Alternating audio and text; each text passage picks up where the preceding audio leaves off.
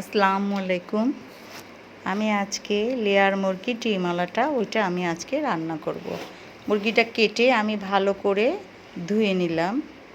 ধুয়ে নেওয়ার পর দেখেন ডিম হয়েছে মুরগিতে, গোশটাকে ধুয়ে টুয়ে নিলাম। এখন আমি যাব প্রসেসে। আমি কড়াইটা দিয়ে দিলাম। আচ্ছা, কড়াইটা দেওয়ার পর ওর ভিতরে আমি তেল দিচ্ছি। তেল দেওয়ার পর আমি তেজপাতা, লবঙ্গ, গোলমরিচ, এলাচ ওটা দিয়ে দিচ্ছি।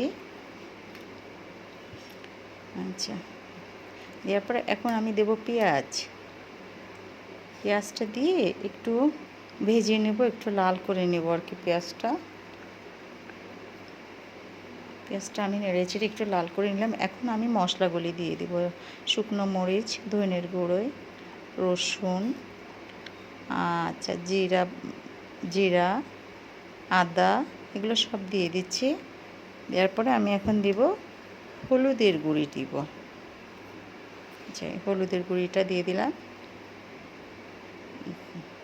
এখন আমি মশলাটাকে নাড়াচাড়া করে একটু পানি দিলাম। মশলা কষানোর জন্য একটু পানি দিয়ে দিচ্ছি। মশলাটা কষানো হয়ে গেছে, ভুনা ভুনা করে ফেলছি মশলাটাকে। এখন আমি এর ভিতরে মুরগিটা দিয়ে দেব, মুরগির গোশটা।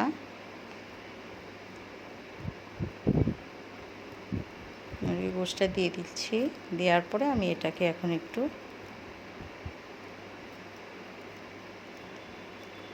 নাড়াই নিব, নাড়াচাড়া করে নিব ভালো করে কষানোর জন্য এটাকে। এখন আমি এটাকে ঢেকে দিলাম। এই পাশে চুলায় ফ্রাই প্যানে আমি একটু লবণ, হলুদ, ঝালের গুঁড়ি দিয়ে আলুটাকে ভেজে নেব। মাখায় রাখছিলাম, এখন আমি একটু ভেজে নিব আর কি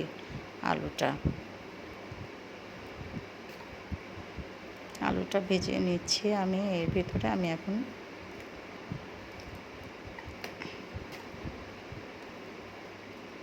এখন গোশটা দেখি কেমন হয়েছে, একটু নাড়াচাড়া করে দেখি।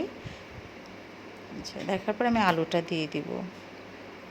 ভাজা আলুটা গোশের ভিতরে দিয়ে আবারও আমি একটু নাড়াচাড়া করে নিব।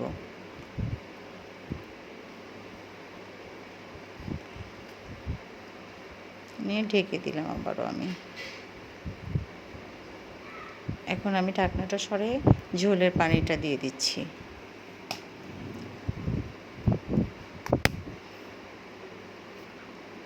আচ্ছা, ঝোলের পানিটা দিয়ে এখন আমি কাঁচা মরিচ দিয়ে দিলাম এর ভিতরে কতগুলি, দিয়ে আমি আবারও ঢেকে দিচ্ছি। দেওয়ার পরে আমি দেখব আবার কি অবস্থা এটা।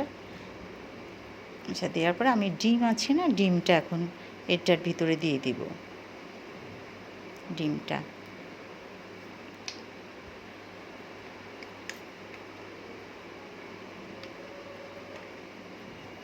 আচ্ছা, আমি এখন আবার ঢেকে দিব জিনিস। এখন আমার তরকারিটা বোধহয় হয়ে গেছে। আমি ওর উপর থেকে একটু জিরের গুঁড়ি দিয়ে দিলাম, দিয়ে আবার ঢেকে রাখলাম।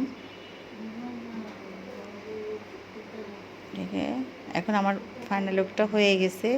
আলহামদুলিল্লাহ, আমার রান্না হয়ে গেছে। আজকে অনেক গরম পড়ছে বন্ধুরা, অনেক গরম।